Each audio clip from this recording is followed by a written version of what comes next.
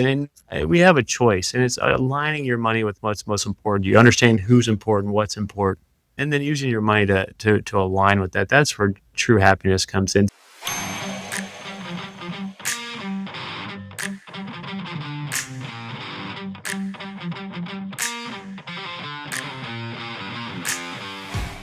What if financial freedom isn't about chasing more, but choosing better?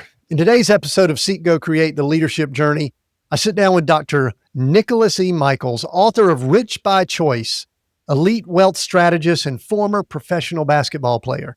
From growing up in a trailer park to turning down an $8 million deal to preserve his values, Nick's story is one of grit, faith, and purpose-driven leadership. We'll explore how he helps families build wealth with peace, not pressure, and why financial clarity is one of the most powerful forms of leadership. Let's dive in. Dr. Nicholas E. Michels, welcome to Seek, Go, Create. Hey, thank you. I'm glad to be here. I'm glad to discuss critical elements of success, and not just with money, but in life. So thank you. Yeah, we're going to have fun. For those that are watching, for those listening in, you can't see this, but he's got two monitors behind him, his book and shelves, and you got financial charts going, man. You've got things going on there, man. That looks good. I can take credit. All this is designed by somebody else. I know that. Oh my goodness. My office too. My wife and our team, they run the show.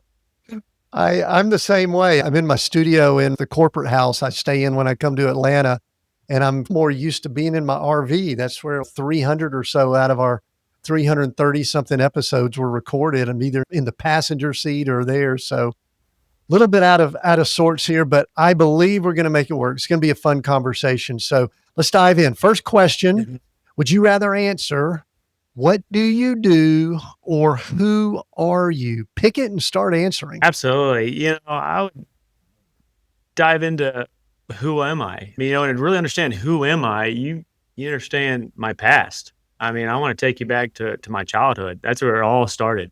And Tim, have you ever had one of those moments that completely changed your life? I was 10 years old, summer of 1996. I was the middle of four wild and active boys. It was fun. My dad was an entrepreneur, owned several businesses. My mom, stay-at-home mom. We were blessed. We were lucky. To be honest with you, I didn't even know what money was. I just knew, hey, things were good. We had a good life, but it didn't happen. And I remember it like it was yesterday. I was in my room. I had my room filled with sports posters, baseball cards, and ESPN on the TV. And my mom walked in and, she looks worried. And she puts her arm around me and she says, your dad and I are getting divorced. And, Tim, those words shattered my childhood, because it seemed like overnight my mom went from a stay-at-home mom of four boys to a single mom of four boys working three jobs just to survive. And things weren't great for my dad either. He struggled. As you can imagine, our entire lives changed. Security vanished. Comfort disappeared. Any type of certainty collapsed. It was at a very early age that I quickly realized how much money greatly influences your life. And you have a choice either for good or for bad. That we had a big house to a small house. That good life I was telling you about, like I just recognized the good life, to my mom saying things like, hey, go get all of loose change and money around the house because we're going to need it. And this is why I love being here today, because it wasn't the stuff that hurt the most. It really wasn't. That wasn't the important thing.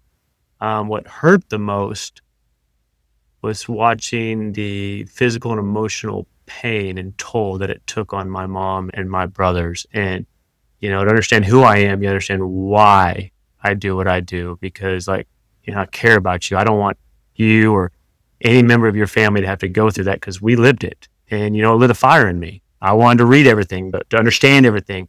That way I could build, I could grow, and I could protect. And so, understanding why do I do and who I am is, yes, I'm a man of faith. I'm a father. I'm a husband. And I really enjoy helping people become rich with money. But I get more excited about other riches in life, whether it be faith and relationships, creating exciting experiences with loved ones, but then also protecting those riches, where no matter what happens in this world, because this world gets crazy from time to time, that you can have confidence in your future. But what's even more fulfilling is confidence in your family's future. So that would be my answer, What question. what's interesting, yeah, and there's a lot there because I want to dig into some of those Yeah. things. The first thing that popped in my head when you were saying that, I think you mentioned you were the middle child, Mhm.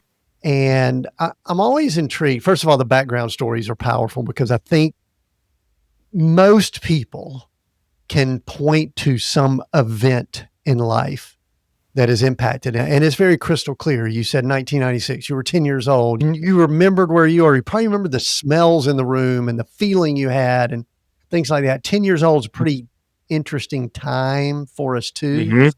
You don't have to go through all that went through them, but I'm curious about your siblings Mhm.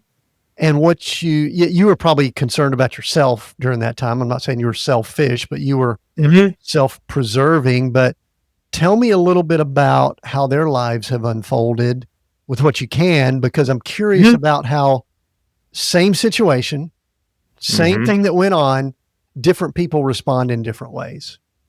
Absolutely. I was the middle youngest. So I was third in line. And to be honest, what I remember is just shock.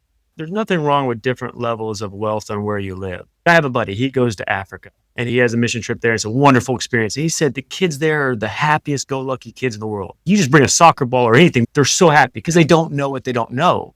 But when you go from a certain level and then it seems like overnight in a different lifestyle, then you quickly realize of A, what you had and then what you don't have. And so I think the real emotion was shock.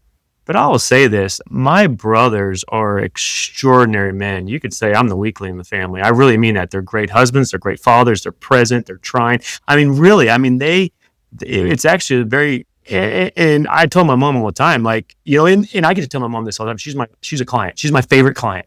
I love all of my clients that I work with because they're like family. But you know how special is knowing what my mom went through to go, I can say, hey mom, you never have to worry again.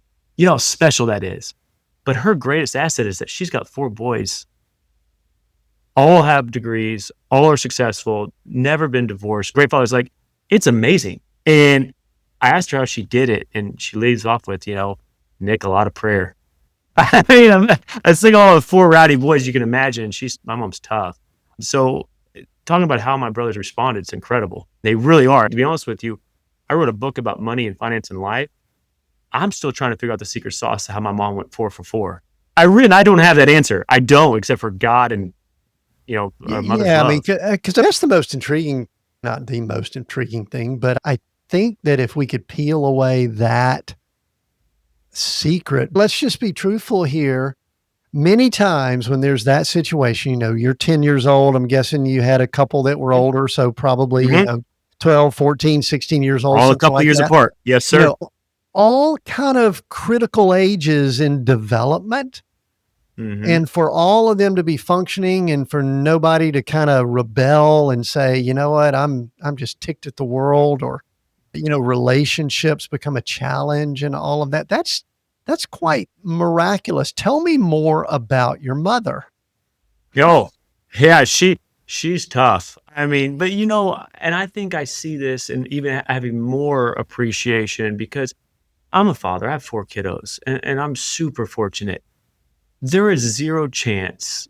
I mean, I pray this never happens to be a single parent. Like my heart and hat go off to single parents all around the world. Like what you do, if you're a single parent listening right now or watching, God bless you. You're incredible. Like I really mean this with all my heart. I don't know how you do it. It's amazing because I appreciate my mom even more now that I'm older with a family. Like I don't know what I would do. I mean, it's amazing.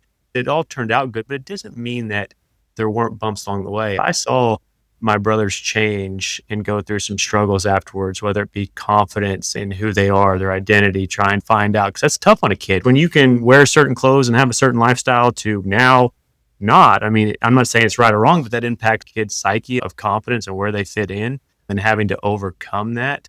So it absolutely went through our struggles and hardships, but I'm telling you what, as of right now, it's a success story. And I really mean it. I am the weak link between the 4 boys. My brothers, they're good dudes. So you Yeah. mentioned prayer. So what was the faith component like in the household? And when there's a divorce, and I believe, were you in the South? Were you in the Texas area Mhm. growing up? Mhm. Sometimes when there's divorce situations in the Bible Belt, there's quite a bit of, let's just go and say, judgment that can be Mhm. thrown on people. I mean, was there an ostracization, or were y'all ostracized, put out? You know what I mean? What was that like coming along too?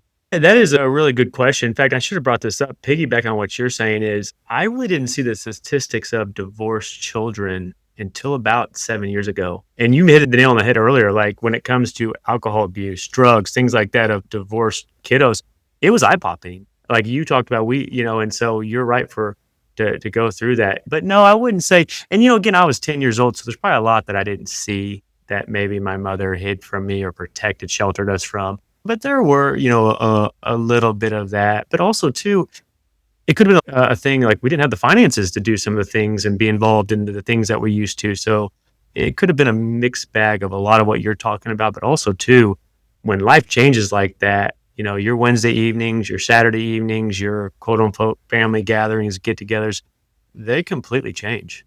So was y'all involved with a church or faith community at Mhm, all? What was that like? I'm trying to understand what happened with 10-year-old mhm, Nick that then later led him to the financial success and also the financial teaching and all, because I mhm, I, I think, and we'll get into your relationship with money shortly. I think later we're going to have a fun conversation just about faith and money and things like that. But mhm. what was your recollection of faith or God or anything like that? Because it's easy for that to be impacted when you go through the times that you did.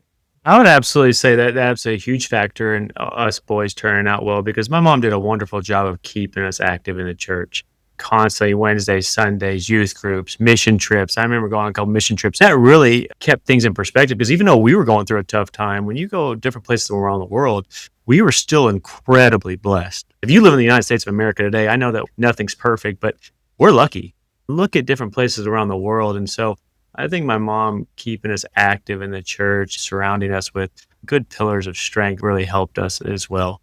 Yeah, that's good. And then all Now, that starts feeding into who you become and who you are. So I want to connect a little bit of a dot, but I'm still in that 1996 to mhm, 98 time frame because, I read your book over the weekend, Rich by Choice. And so let's go back to that 10-year-old, and what were the seeds in 10-year-old Nick that was going to lead you later to write a book that had the word rich in it and that mhm, had financial principles, tips, and things like mhm. that? What can we find out from that 10-year-old that was the beginnings of that? Absolutely. If you look on from 10-year-old to as Nick evolved and grew, I'd say there's a couple of key elements. One was, sports, and we might get into a little more that way, but I mean, that was my escape. I mean, basketball was my escape. When you're playing a sport that happens fast, you don't have time to think, you just react. And so anything that you're dealing with off the court was a wonderful way, but also it taught a dedication work ethic. But we also had to have jobs growing up when we were kids, which is wonderful. Like I'd be up working out in the morning, go to school all day, work out for basketball, and go to work at night. And I was doing that 5, 6 days a week. That really helps in you to, develop that work ethic. But also too, I'd say, God wink. And what I mean by that is God just seems to wink at us and throughout our lives. And if you look back at God winks when a blessing and God just things just happen, but it's God. When I was 16 years old, I talk about this in the book. I worked at a golf course, and it wasn't a fun job. I was shagging golf balls, cleaning golf carts, and taking out the trash. There's nothing fun about it. I wish I was in the pro shop giving golf tips, which I didn't. But Rex, the owner, is a wonderful guy. Rex is not a typical golf course owner. He's the guy who bought an open piece of property, like 80 acres, and he was out there with a tractor and people helping him design the golf course himself. Like that's that you don't. He's a blue collar kind of guy, and you don't see that a lot. But he taught me about money. He taught me about compound interest. He said, "Hey, let's play Who Wants to Be a Millionaire," and he showed me. Literally, I wasn't making. I think I was making $6 an hour. I really don't remember the exact, but it wasn't much. But he showed me by taking a certain portion away, I could have a lot of money by the time I'm 30. And it was the first time that a light bulb went on, and I go, "Oh my goodness! You're telling me I can do this? I don't have to be a Bill Gates Jr. or coming from a wealthy family. That I can build this on my own." And it was the first time in my life that a light bulb went off and go, oh my goodness, I still have the power within me that my future could be brighter than my past. And that was a God wink of, hey, as things developed, I didn't even know I wanted to go in the financial industry. Honest truth, another God wink. I had an internship, did it for several years, and just so happened that a family friend was a financial advisor. And I just got an internship, just check mark the box. Hey, a path of least resistance. My undergrad was actually first part was psychology. Um, and then it just came back that I loved it. Math was my easy suit. I loved helping people. I saw the ripple effect, kind of like when you go and you mow your grass, you can see the fruits of your labor. Well, same thing in the financial industry. When you start seeing the impact you have, and I just think all of it with my life and journey came full circle of it was God winking at me. I love it. Like this is like college football to me. I love talking about it. So it's kind of a little bit about, what Uh, yeah. started. Do you recall thinking about money much? I mean, I used to joke all the time about the Scarlett O'Hara moment from Gone with the Wind, where she becomes poor. And then before the next half of the movie, she says, as God is my witness, I'll never Mhm. be poor again, and did money, I'll throw some words out and you could say Sure. yay or nay. Did it consume you? Is it something you never thought about? Did you think about it from time to time? Did you say like that Scarlett O'Hara, I'm not going to be poor? What was your thought process about money as you were in your developmental years, Mhm. as you're playing sports, but also starting to go to school and other things like that? Absolutely. When you go through something like that experience like I did, it does. It stays in the back of your mind. And it wasn't just thinking about money, but it's also like what money can do for you, what a lifestyle that you're desiring or wanting. But I'll be honest, I mean, my life came full circle. It really did because when I was younger, I thought it was just money. It's like, hey, if I get money, then this peace and security will come back. This joy, all void of what I lost or the lifestyle I had or got to experience. I thought it was just money. But, Tim, I was wrong. I call it outwardly successful, but inwardly stressed. I mean, all the things I wanted to help people with, I talked about that ripple effect. When I was newly married, success on the outside was growing, money, assets, this or that. But my happiness level wasn't going with that, with rising as quickly as that. And so I was missing a key element.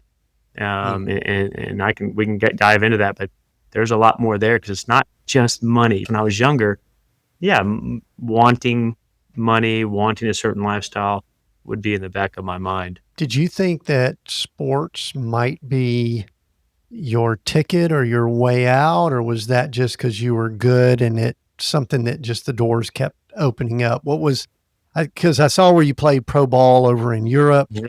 There was also Mhm. one comment that you weren't necessarily great at negotiating your contract or something like that, which then makes me wonder about it makes me ask another question about the money thing, but tell me more about that.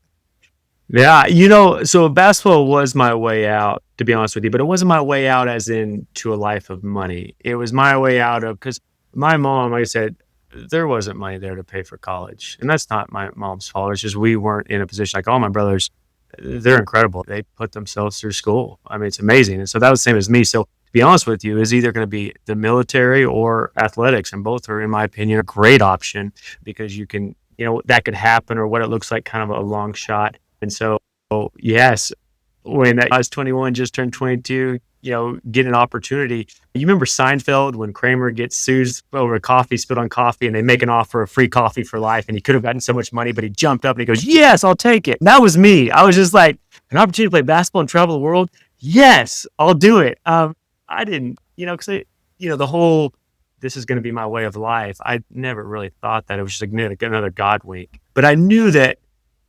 academics could be my way out in the sense of, hey, you have basketball, you have some talent, you're getting a great blessing and opportunity that you get your college paid for. And I went to a great school, Dallas Baptist University. My undergrad's a private university, first class education. There was no way I could afford to go there if it wasn't for sports. And that place, it really changed my life. It's a wonderful place. And it taught me, of growing in my faith, not to compartmentalize Christ and what it means for that. And so that really helped with my spiritual growth. Was there a time, you said you grew up around church in a Yeah. church situation, but I've noticed that most of us we possibly piggyback on either our parents or someone else's faith for a while. Mhm. And then there's a time in life where it becomes our own. And, some people say, oh, that's their salvation experience. I'm not totally with that theology. I Okay. think sometimes it's when we finally hit our knees, finally submit, finally surrender, whatever. And Mhm. sometimes that's a situation or something like that. When I bring that up, is there a time that comes to your mind when you go, you know what? This is when I became a follower of Christ? Absolutely. I know it. First, there's 2 times. The first one is, yes, when I willingly accepted Christ, took that step, and then the second would be in baptism, that first act of obedience. But the one time that I remember without a doubt, I think what you're kind of talking about was when I hit my knees. And this is silly, but this was a life-changing moment again, is that my first 2 years playing college basketball or junior college. I was a little undersized coming out of high school, and I was on Moody's 5-star, which is kind of a big recruiting thing for junior college players going on to four-year universities. The thing was, I wasn't getting recruited by the schools that I thought I wanted, the schools that I thought were premier Division I schools. And for me, in my world, which sounds silly now, but I was consumed by that. That was kind of my life. I gave everything to basketball, and this is my goals, and this is what I wanted to do, and it wasn't turning out. And I have a friend of mine. His name's Doug. He was my guidance counselor. He's my brother. I love him to death. One night, and I'm racking myself up, working up again, anxiety, and he goes, "Nick, have you prayed about it?" And the answer was no. Yeah, Nick, essentially, did you turn this over to God? No. I mean, all these things. I remember I got on my knees that night and said, God, whatever you want. The very next day, I got a call from my college coach, was Blake Flickner at DBU. He calls me at like 8 o'clock in the morning. Who calls a college kid to recruit him at 8 o'clock in the morning? I'm going to be half asleep. He started talking. I fell asleep when he was on the phone. I'm not kidding. I feel so bad at that. I've never told him the story. But I was it was 8 o'clock in the morning. And he was telling me, I woke up, I think 10, 12 minutes later, he's still talking. I would have never taken that visit, but I felt terrible that I did that because I would never do that. And so I remember it. I was driving up on a hill because DBU sits on a hill. My brother and I were driving up for the visit because I wasn't going to take it. I was just doing it out of courtesy. And I felt this overwhelming peace that, oh my goodness, that was unique. I didn't feel a whole lot. I'm not saying God opened the heavens and spoke to me, but it was this peace in my heart, like an answered prayer. And it didn't matter what coach did. It didn't matter what he showed me. I was going to DBU. And guess what? That was like my springboard. And I did that again. I said that same prayer before going overseas. I said, God, if you want this to happen, I'll be a feather in the wind. I pulled my car on the side of the road. Same thing. And I felt that peace. And so what you're asking is that moment we go to our knees. And the thing is, I wish I could tell you that I'm this perfect Christian, and every time I deal with a difficult situation, I turn it over to God. And the answer is no, because I'm still hard headed. That I still have to be reminded sometimes. Hey, did you turn this over to God? Have you done this? And so it's all still growing, but that it was a very pivotal point in my faith where it was a realization. Hey, you don't have to do this on your own. I think a lot of us, you're skilled, you're talented, you're good. You said you were a Moody's 5-star, so you probably thought, okay, I've been blessed, I've got this talent and all. Plus, I've been working hard, shooting hoops outside, everything like that. There's also a word, I think you brought it up in your book related to finance. We'll talk about it in a little while. This aspect of control. Do you Mm-hmm. believe you have control, which I think is a myth? I do think there's a choice that we have in your book, Rich by Choice, but I Mm-hmm. also think that there's a certain degree of surrender that we can guide it and lead it so much, but yet, just like you said, when oh boy, here it's come to prayer. It's gotten Mm-hmm. so bad. I've got to pray. And you mentioned being the perfect Christian. I didn't even know those words go together. But what it comes down to is what we will often do is people that are wired like you are, like I am, like a lot of our listeners, they're leaders, they're successful, quote unquote, in the world system. But we kind of get in this mode where we believe we're all that and we kind of forget who we serve and what we're all about. And I think that's our ebb and flow throughout life. So, one of the things I want to jump a little bit here Sure. because I read between the lines in your book. This is something that's always fascinating to me with guys like yourself and others that are successful. They've done well in certain things. But to me, Mhm. the most successful thing that we do is choose our spouse, or the Lord chooses our spouse for us. And I've seen her. I mean, in y'all's pictures, I see a picture. I think it's Chelsea, or Chelsea is Mhm. her name. And I'm like going, just like a lot of us, you married way up the food chain, which is pretty obvious on that. But tell me how that came about, because what I really found is that many times you're talking about a God wink or miracle or whatever. Many of us, our real success, either we were ready for it or Mhm. God said, this guy needs this. Mhm. Tell me more Yeah. about Chelsea and how she came to be and helped you really get to the levels you've gotten into in life. Oh, absolutely. I mean, it is. I tell my kids to this day, who you decide to marry is the second most important decision you'll ever make in your life. And I truly believe that. Now I'm still young. I don't got the whole world figured out and I might be wrong, but oh my goodness, you to pick up the cross and follow Christ, number one, without a doubt, and what that pursues next. But then say it's who you marry. Oh my goodness, yes, it is. And I'm lucky. I got so lucky and I tried to mess it up so many times before. I mean, I spoke, my brother's a pastor. I spoke at his disciple now one time. And I said, if God himself came down when I was 17, 18 years old and told me to write out everything I wanted her wife, describe her, it wouldn't even been close to what Chelsea is. And I say, and I really mean that today. I mean, it really is. She's amazing. I mean, she is so much better in me in so many different ways. And she's the glue that holds it all together. She's incredible. And she does it with such grace and beauty. I mean, when we first got married, I was making so many being young and dumb. I mean, I remember it like I was handling all the finances. I was just silly. And it wasn't a man, woman, power. No, it's just I was a financial advisor. I thought that's how I served my family. Like I should do this, right? Like I thought it was. And again, we were on our way home from a little weekend getaway. We went to Lubbock, Texas to watch Texas Tech, where she went to school. It was a fun place, play golf with buddies, go to some football games, hang out with friends. But on the way home, we got into another money disagreement. And it wasn't a fight, but it's the same agreement over. We just weren't on the same page. It's like spinning your wheels in the mud. And we all know what that is. I mean, money and finance is the number one cause of marital spats. And I pulled the car over and just to breathe because it was like we were having the same conversations and we weren't going anywhere. And I remember she said something to me and she goes, I just want to know that we're in this together.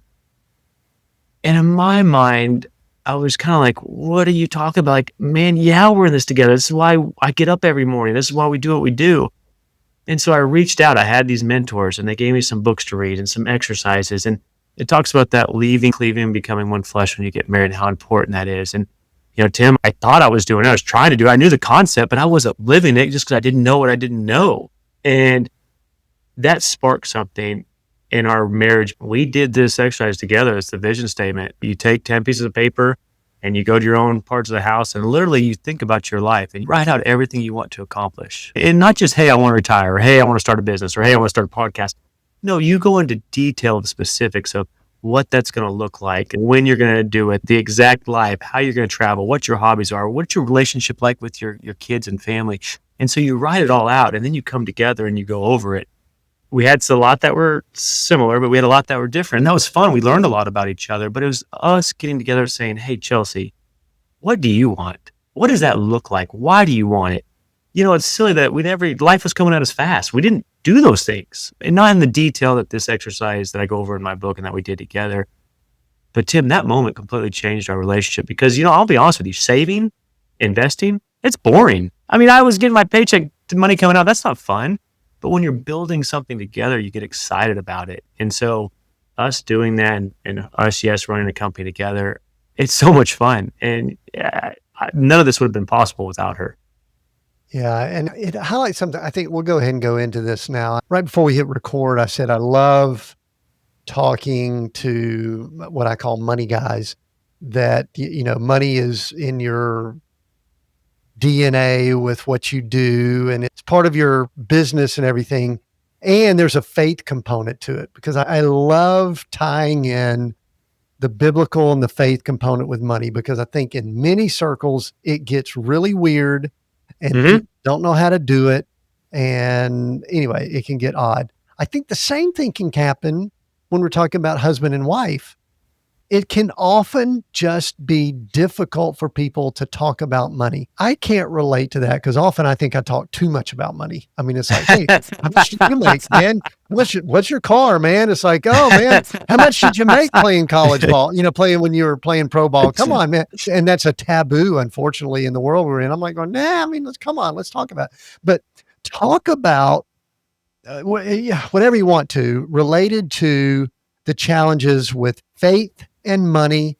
And then to piggyback on what you just mentioned with the difficulty that Chelsea and you had, just talking Mhm. about money is tough for people. It is, and I learned this not only with my experience working with families, but also my own personal experience. I mean, as a husband, I wanted to be, my job. I don't want to say my job, but I felt the need to be, hey, I want to give Chelsea everything. I want to provide for her. I want to get her this and that and do these things and be the Superman in her life. Like that's what I wanted. And if I couldn't do that, it's very typical. And I've seen this a lot with other spouses that they feel inadequate. So when Chelsea would be talking about, hey, these are things that she wants to accomplish, and we couldn't quite get there yet, I would get a little anxiety, or stressed, or, hey, I can't do that now. And you just have to understand and get to know each other on the psychology side of, hey, what does money look like to them? And that's why the vision statement is so important of, hey, what do you want? What does things look like in detail? So it is. I mean, I can't tell you how important communication is. I learned this, and you didn't ask me this, but I'll tell you, anytime something big happens in our life, whether we have another child, we start a business, we move locations, anything that big, we're creatures of habit. When the ground shakes beneath us, things kind of get sketchy or wobbly. Chelsea and I are real quick to get into some sort of marriage devotional, counseling, marriage groups. And we do that not even if we're having problems, because what it does is it keeps the line of communication open because life gets busy. Before you know it, like after here, I'm coaching my son in baseball. We're running a business. We're on the go a lot. We're in that season of life, which is a fun season, but it makes us stay grounded of, hey, let's check in. How things going? How you feeling? Chelsea's one, she'll tell you what's on her heart. I remember our first time we were doing devotion together, I said, hey, what perceived notions did you have before we got married? Where am I succeeding and where am I failing? I tell you what, when I asked her, she answered. I learned very quickly that I better be prepared if I'm asked those questions, but it's important. So the first thing you talk about money and taboo is, especially with your spouse, constantly check in. And what I love about books that we do together, it's dummy proof for me. I can literally read the chapter and I can go line by line of those intentional questions, those open-ended questions that make it easy on me. And then especially it starts it, then the conversation just goes. But oh my goodness, do that. It's been such a blessing for our relationship and continue to grow together. So that's a lot of fun. And then money and faith.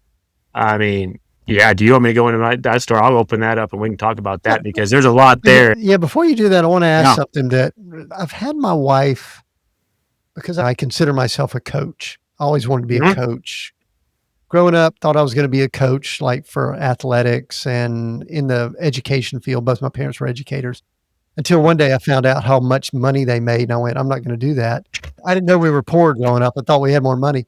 But everything I've done has kinda gone back to coaching, and I've had my wife tell me this, and I think this sorta relates to money too, so I'm gonna ask you Mhm. the transparent type question. I've Sure. had my wife tell me at times that I I can be better at interacting, coaching, nurturing others than inside my household. And so you deal with money, you help people work through money. And I'm Yep. sure that she sees you do that with other people. Do you at times do that better outside your household than you do inside? Yeah, that is a really good question. And I would say absolutely yes. There's times of that just because of what I do. Just like you, I'm a coach essentially as well, just like you. And so you kind of get to that point. So that's why I love the books. Like John Gottman's got a couple of them. And I love that because it's an outline too where I can't just step in and go, okay, hey, this is what we need to do. Tell me your thoughts, tell me why, let's connect on a deeper level to where, and that's so important where I'm not ashamed to tell you some of those marriage devotionals, I go strictly by the book and I'll follow it 1, 2, 3, 4. And then afterwards it'll lead to other, but I do just because to avoid what you're talking about. And yeah, I wish I could tell you that I was this genius husband that could do it all on my own, but oh my, no, it's so much help. And then also we're very lucky to have people in our lives to where we can reach out and go, hey, I'm dealing with this, I'm dealing with that. That's really important to us. And we've been very blessed in the sense that we have a peer group of individuals and mentors that we're surrounded by. Mm. I notice also that you have a foundation. We have a foundation with our family also that we are attempting to do some things together to give, to educate, and other things Hmm. like that.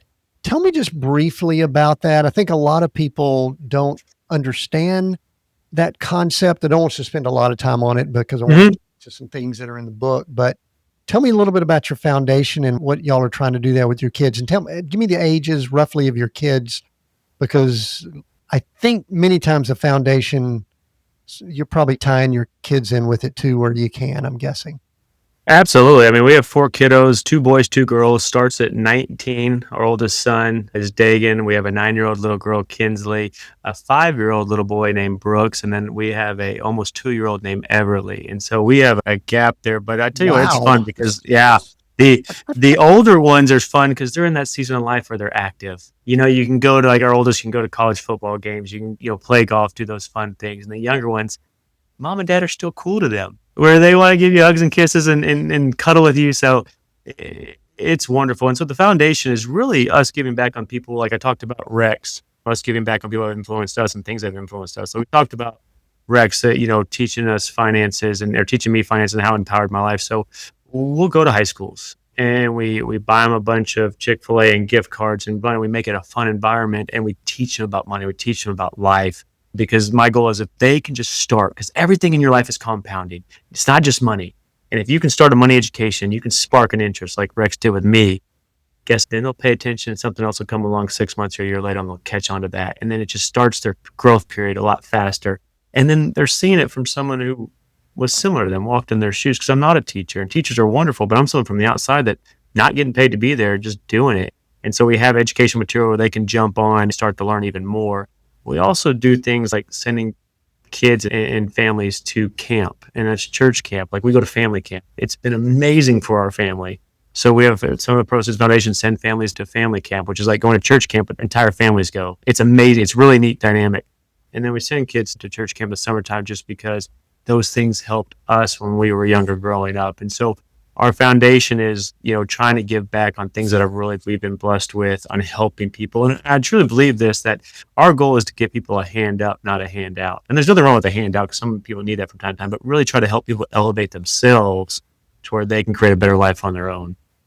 Mhm. Yeah, that's good. There was something you mentioned, I kind of brought it up earlier, but in the book here, it was a chapter where you talked about, I guess, one of your girls had been rushed to the hospital and there was a sickness and all, and we can mention that. But I Yeah, highlighted that week changed me sure. forever because I finally understood control is an Mhm, illusion, but love, mhm, purpose, and gratitude, that is what remains unshaken. I also at times think that if we put our trust, this kind of goes back to a faith thing, our trust mhm, in the finances, and it's interesting, the word rich, we'll talk more about what rich means shortly. mhm, I, there was a period of time where I put quite a bit of trust, and I was saved and following after the Lord, I believed at the time, but I mhm, put a lot in my bank account and what I had. And I think that that was a bit of an illusion for me also. Talk about control, and I'm kind of tying in a bit of a faith component with this yeah, too, and how much of what we think we control, we probably don't. And I think people that are wired a lot the way we are and the listener is, we really mhm. desire to have that control. So just whatever you want to say about it, just share. Oh, absolutely. And if someone has that desire, you talked about how you were a little bit more control on your bank account. I mean, that's human nature. I mean, we're imperfect creatures trying to live in an imperfect world. So don't beat yourself up over it. I mean, my daughter got really sick and not to go into the details, but they didn't know what was wrong with her. And some of the symptoms she was showing was very similar to cancer patients. I mean, we would transfer to the cancer ward. I mean, can you imagine walking in to the cancer ward with all these beautiful kids, but they're fighting for their life? And by the grace of God, it comes out that it was something really simple that she had was cured, and we were out within a few days. But leaving that cancer ward, there's a bunch of kiddos there that never left. And that's heartbreaking. But they're beautiful kids and smiles on their faces. And I mean, they just so strong. And you realize that control, oh my goodness. I mean, there's nothing, if that was my daughter and that was God's fate for her, there's nothing I could have done. But the control is an illusion. And also too, putting, like you talk about your faith and where you focus on what's on your heart, if it's just money or pride in that, I mean, that there's not a lot of happiness in that. There's not.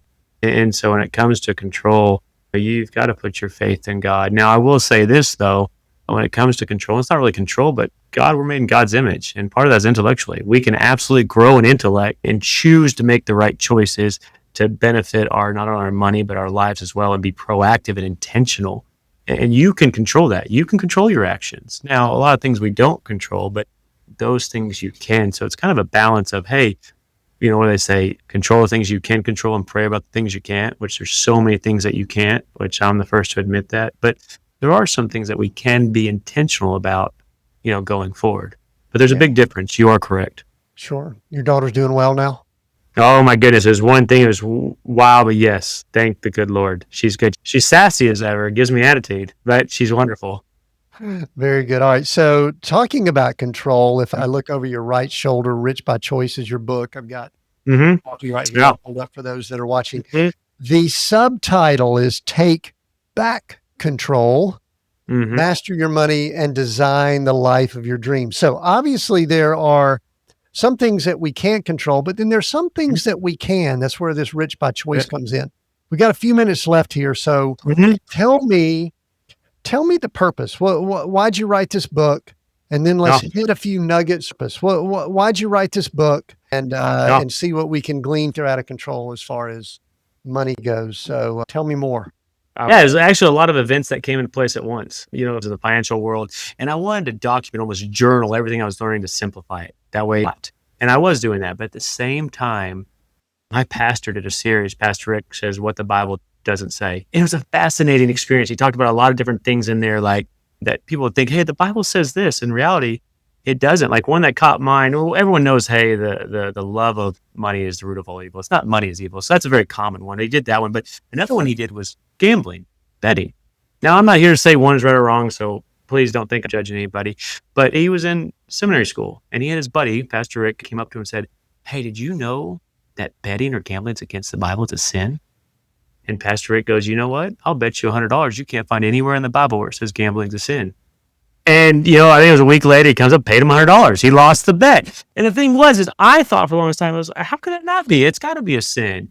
But it wasn't. So he did a couple of these sermons, this series, and it got me thinking like, well, what don't I know? Like I'm thinking all these things and I'm a believer. I love God. I love Jesus. I want to do that. So I started the same process every morning. I'd read, 3 chapters of the Bible. And if you do that, it's a little over a year-long process. You read the Bible from cover to cover. Never done that before. I should have, but I didn't. But I was doing that along with reading all this, finance material. And all of a sudden they came together. It says the exact same thing. Now, if you're listening right now and you don't believe in God, or you don't believe in the Bible, hey, I still love you. I still want to help you. I care about you. I'm telling you this, the Bible is the greatest success book ever written. I mean, everything from Warren Buffett to Dave Ramsey, I mean, you can find it in the Bible. And so coming back to the thing that rich by choice is, we have a choice and to be rich, yes, with money, but the goal is not just rich in money, it's rich in all areas of your life. Be a millionaire in life and create millions of experience with the kids you love. 1 billion, hugs and kisses from those precious grandbabies. That's what rich is. And yes, money is a part of it, but it's not everything. I've seen lots of families that are $100 million more, and they probably give a lot of it up, or if not all of it up, to take back a few things in other areas of their life. Now, again, the flip side of it, the other extreme is having no money and thinking poor is being closer to God. That's wrong too. Because if you follow biblical advice, you will grow in riches in all areas. And, rich in faith is the number one thing. So that's what it is. And we have a choice, and it's aligning your money with what's most important. You understand who's important, what's important, and then using your money to align with that. That's where true happiness comes in. So you can control being intentional with your time and your money and things like that, and building the life that you want. And that's what I love about it, because it's a different book. It's not just, hey, you need X percentage in emergency fund, which is important, but it's not. At the end of the day, we're all uniquely different in a wonderful way. Our situation's different. And what Mm. might be great advice for you might not be great advice for me or Bob Smith up the road. So it's understanding who you are, what your desires and who you want to become in the life that you want to have. Also, what kind of experiences do you want to create with loved ones? And then you learn the money tactics and you bring them together.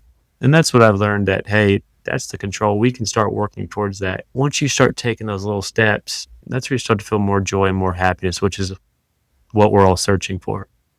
I love how you broke it down that yeah, I think you had three big categories. And I'm getting to where I enjoy books that have, I'll say, short sections in them, little mini sections just to kind of read through. And I've actually been writing some fiction and I'm trying to have that fiction be shorter chapters. I just think people's attention spans are more like that. One of the things I know, and this is the thing that I really like to ask people that are in positions like yours, I know that you have the opportunity to interact with, and I'll call it minister, coach, work with a Hmm. pretty large number of people.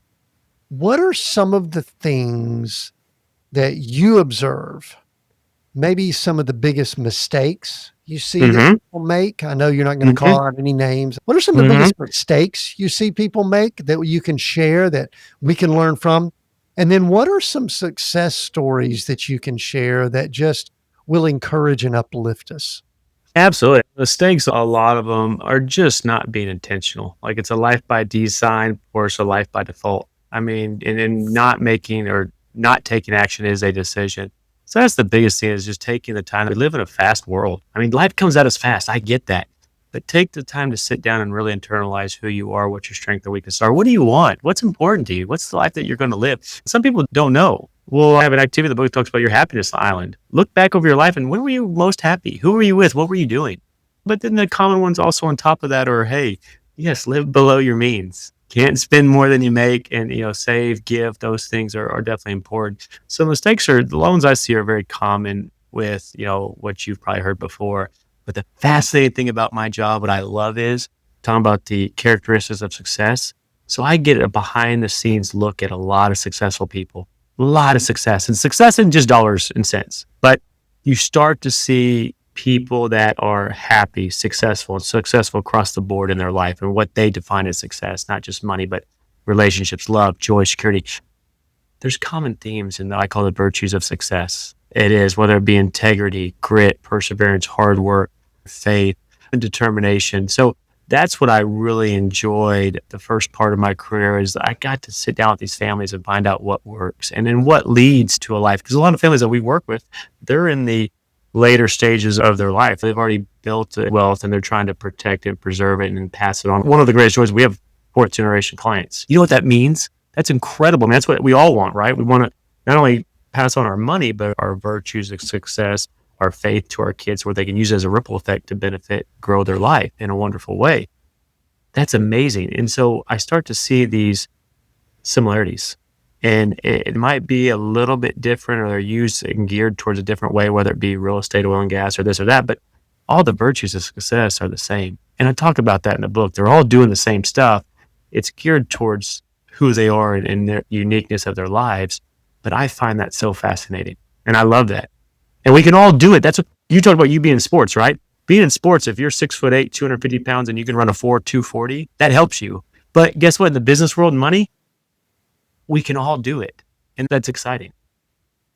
What is something that's always interesting to me about the role that you have Hmm. is what sort of pressure do you feel overseeing, guiding, leading, managing, whatever words you want Yeah. to use, this important part of people's lives? What is it like knowing that you've got 40, 50, 100, 300, whatever number it is, that they are coming to you saying, here, and we know that there are ups and downs in the economy and different things like Hmm. that. You talk about that some, but I mean, do you feel any pressure at all? Yeah, that's a really good question. And I definitely have been asked that several times, and the answer is none.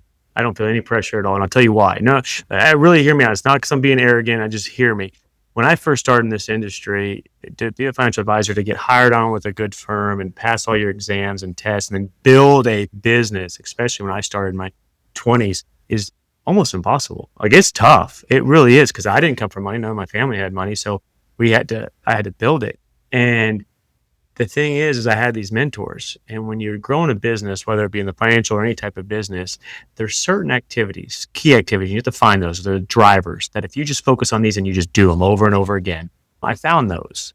And then what was great is when I would leave the office at the end of the day and at the end of every week and the end of every month, I had this great peace because I just knew that if I did these things, the results would take care of itself. Now there's some ebbs and flows, but I did it.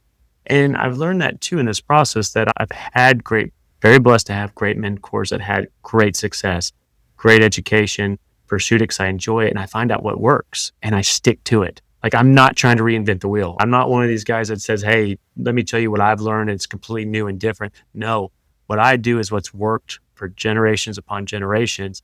And that brings me peace knowing that, hey, it's proven. And I can tell people too, if they come to me with different ideas, I'll say, hey, I hope that you hit it big. Like, I got this great stock tip, Nick, from my work buddy. It's gonna pay out. I'll tell them, hey, I hope it does. I really do, with all my heart. But unless you're taking financial advice from somebody that you work with that owns their own private yacht, private island, and private jet they take to their private island to get on their private yacht, you probably shouldn't take the best advice from them. But the point is, I don't feel pressure just because now we have a proven process that I stick with and how we put everybody through it and every family. And so we work on that from one generation to the next. And we work a lot too on building up the next generation. Time at Yale, they talked about 85% of the problems that people go, I talk about book, can go down to two things, because most generation, when you talk about inheritance, it's dried up and gone. Now, as parents, that what's our number one goal? Lead our kids to God and then help them create a better life than we had. But no one's talking about what can you do to do that. And so we just stick to these proven principles. And I mean, it's almost like an old school football coach that just stuck in their ways. We just do it over and over again. Works. And so it makes my job easy. I know it's not the answer you probably wanted, but it's the truth. No, it's interesting. I've got over to my left here, I've got a picture of Vince Lombardi. Oh, this is how you tie your shoes. One.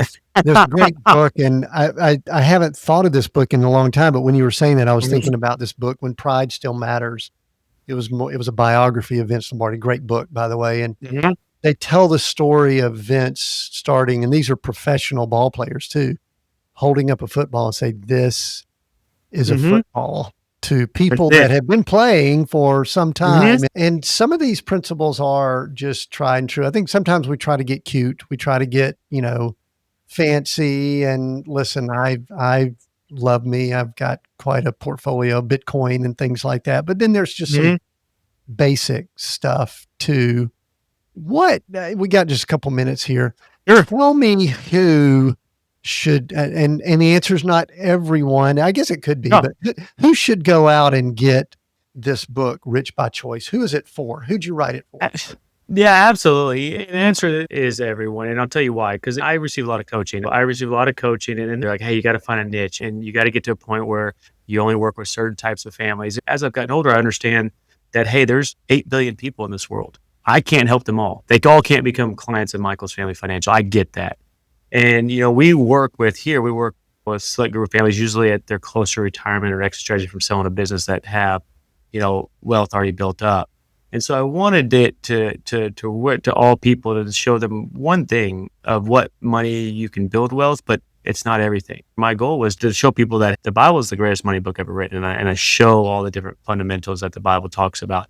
But then the goal is for them to go back and go, okay, the Bible helped me with money.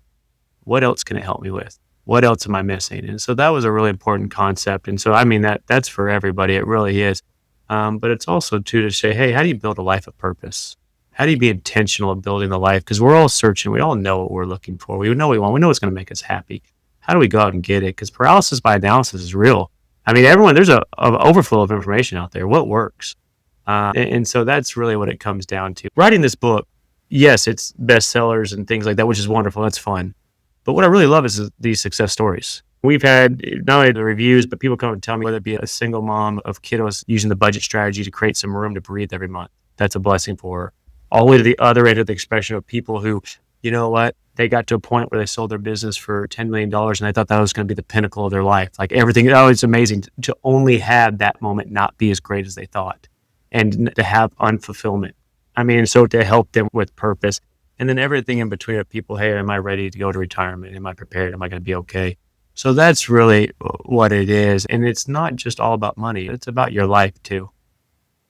Yeah, and you tie a lot of that in, and I appreciate that. I appreciate that it didn't have, and at times I actually love getting into a lot of technical things, Hmm. being an engineer with my background and all that. But I think it was written at a very, like I said, digestible uh, way, for I don't want to say the average person. That's not the right way of saying it, but for the Yeah. person that might be intimidated by financial conversation. It's not that way. Tell people where they can find you, where they can get the Hmm. book. We'll include things in the notes, but websites or wherever they can go Yeah. to find you. And then we'll wrap up here because it's been a great conversation. No, Tim, I really appreciate this. Yeah, absolutely. And I want this. I've got a couple of free resources for you, because what we're talking about, it will help your life. It'll turn worries and concerns into confidence and peace. If you go to the website, which is richbychoicebook.com, www.richbychoicebook.com, right there in the front, it says free gift. Click on it. It'll be a little green box. Put in your email address. You'll be able to click what's called compounding. It's so simple. There's a step 1 and 2, and I'm going to send you a free chapter. It's about compounding. What I love about it, talk about being intentional. And what it does is whatever area you're struggling with right now, whether it be your marriage, your relationships, kiddos, yes, money, business, faith, because every aspect in our life is compounding, either for good or for bad. And it teaches you how to take control of that and really be intentional with your time and effort and resources, like being stewardship with God. It's not just money, it's everything. And so take this chapter is really important to me, and it really helped me see things in a different way. And so that's where all of our stuff is, that richbychoicebook.com. And then from there, there's 3 other options you can take advantage of if you want. Yes, if you're looking for help and you want to work with us, wonderful. But also too, if you want to learn to do it yourself, wonderful. We have options for that on there too. So you can take it whatever's best for you in your life right now, because that's our goal, is just to help. But like I said, my whole goal for doing podcasts is if you can learn one thing that excites you, gives you hope, wonderful. That's all we want to do. Well, I've enjoyed the conversation. I'm actually scrolling through here, looking at the website now. There's a lot of stuff there. I think there was a link that went to your family corporation from Hmm. the Rich by Choice. So anyway, those are tied together. We'll include the links down below. I enjoyed the conversation. I love talking faith. I love talking about money. I love talking with people that are helping people through this process. So the book is Rich by Choice. Take back control, master your money, and design the life of your dreams. There's the copy right there. So you can see that. We'll include the links down below. It's Nick, but we'll go formal here. Dr. Nicholas Yes. Michels. So what a great conversation, man. I appreciate it. And we didn't even get into talking about, the state of Texas and all that's going on there. And I'm over in Georgia, all this kind of fun stuff. But what a great conversation. I think this will get things started for you. Go get the book, go check out some of these resources, and let Nick kind of lead and guide you. I could tell he's got a big heart that he just wants to help lead and guide people to a better place. And that is what we're looking for here at Seek, Go, Create. Those 3 words kind of mean all of that. We have new episodes every Monday on YouTube and all the podcast platforms. Keep checking us out, keep sharing it, and just keep coming back. We'll see you next week on Seek, Go, Create.